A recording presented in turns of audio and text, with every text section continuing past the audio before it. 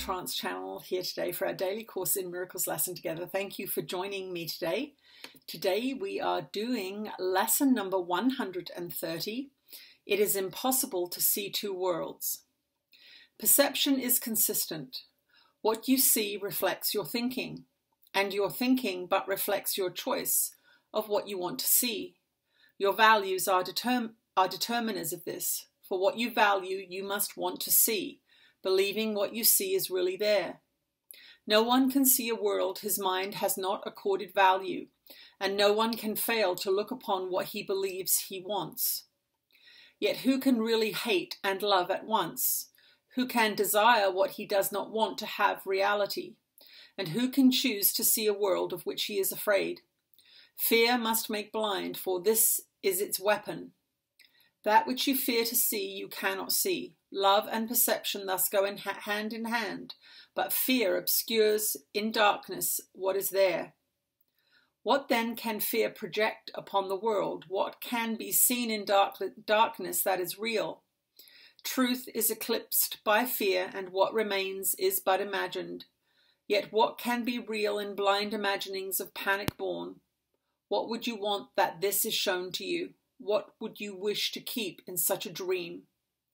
Fear has made everything you think you see, all separation, all distinctions, and the multitude of differences you believe make up the world. They are not there. Love's enemy has made them up. Yet love can have no enemy, and so they have no cause, no being, and no consequence. They can be valued, but remain unreal. They can be sought, but they cannot be found. Today we will not seek for them, nor waste this day in seeking what cannot be found. It is impossible to see two worlds which have no overlap of any kind. Seek for the one, the other disappears, but one remains. They are the range of choice beyond which your decision cannot go. The real and the unreal are all there are to choose between, and nothing more than these. Today we will attempt no compromise where none is possible.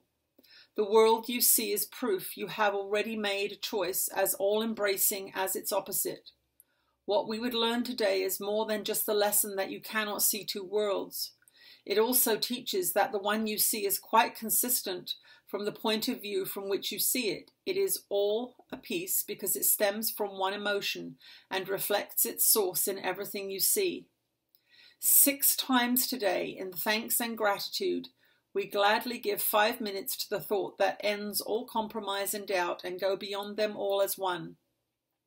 We will not make 1,000 meaningless distinctions nor attempt to bring with us a little part of unreality as we devote our minds to finding only what is real. Begin your searching for the other world by asking for a strength beyond your own and recognizing what it is you seek. You do not want illusions, and you come to these 5 minutes emptying your hands of all the petty treasures of this world.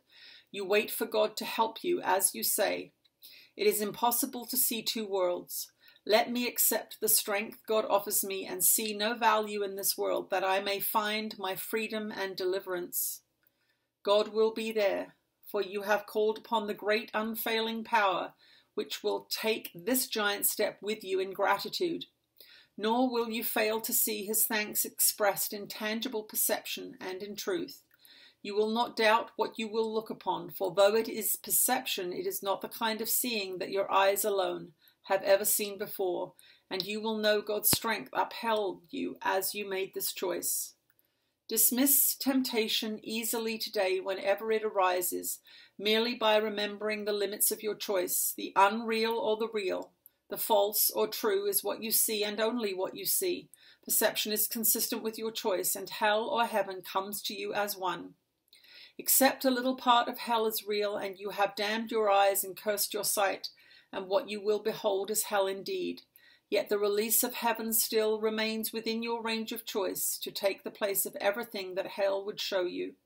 All you need say to any part of hell, whatever form it takes, is simply this: "It is impossible to see two worlds. I seek my freedom and deliverance, and this is not a part of what I want." And that is lesson number 130. It is impossible to see two worlds. Let's see what Jesus has to say to us today.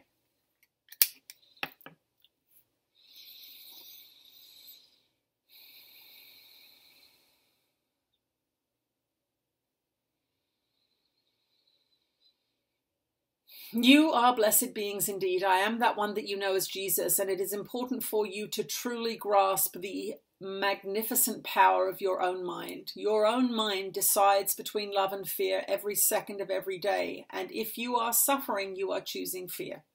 If you are happy and content and relaxed and inspired, you are choosing love.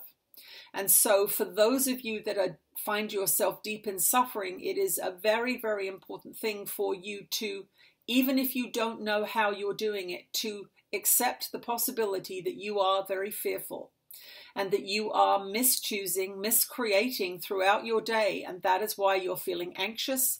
That is why you're feeling angry. That is why you're feeling fearful. That is why you're feeling unloved, or that is why you're feeling unfairly treated. These are all clues. These negative emotional feelings are your guidance system. Remember, your guidance system is your umbilical cord to the mothership, home, God, love, whatever you want to call it. And it is at a frequency of love, connected to that divine truth. You are an extension of that divine truth, and your natural frequency when you are connected to source is love. And that is what your guidance system is. It's a loving beacon for you to know when you are in accord with your higher purpose, your truth, in alignment with God's will for you. You will feel good. You will feel content. You are not always going to be ecstatically happy. You are going to feel as if you are on the right track. When you are off that track, when you are getting lost in the weeds, when you have taken a detour that is away from your purpose, away from God's will for you, you will begin to feel awful. And that awful feeling can come in as simple a way as having a hateful thought about yourself. I'm unsuccessful. If you have that thought, you will immediately get feedback from your guidance system saying, no, that is incorrect. Negative feedback, a negative emotional response.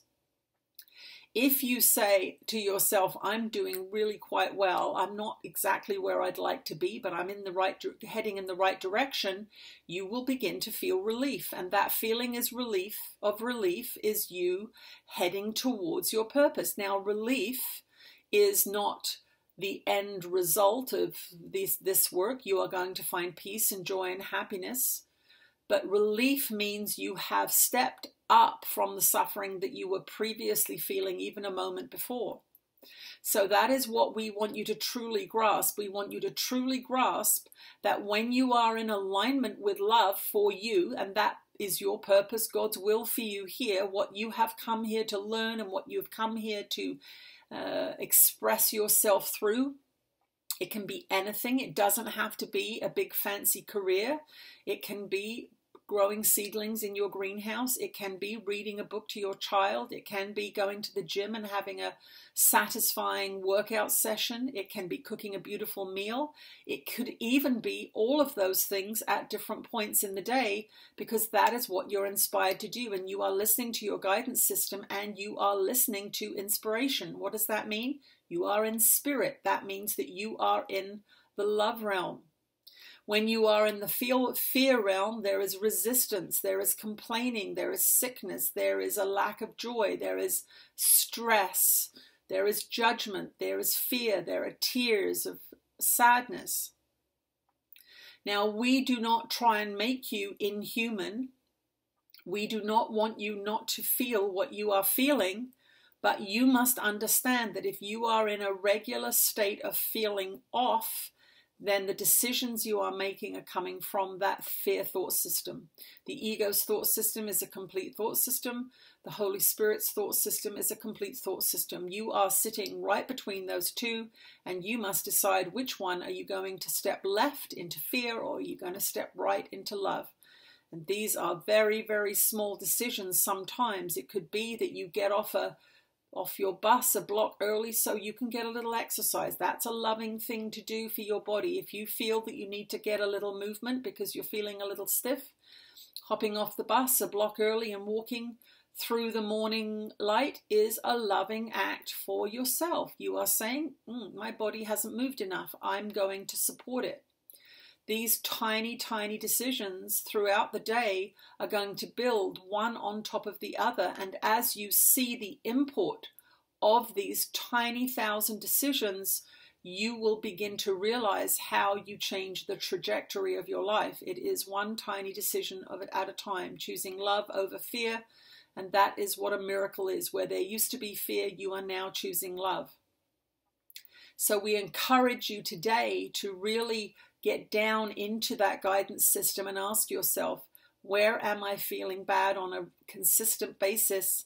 And why am I feeling bad on a consistent basis? What unloving thing am I doing, thinking, eating, saying, believing about myself or another that is causing this negative feedback? And that is your homework for today, because you want to choose love, and that means you must become aware of where you are choosing fear over love, and you must now make the decision to make a new decision, to choose again, to choose love. I am that one that you know as Jesus, and I will see you again tomorrow. Alrighty, thank you everyone for joining me today. I will see you tomorrow. Bye-bye.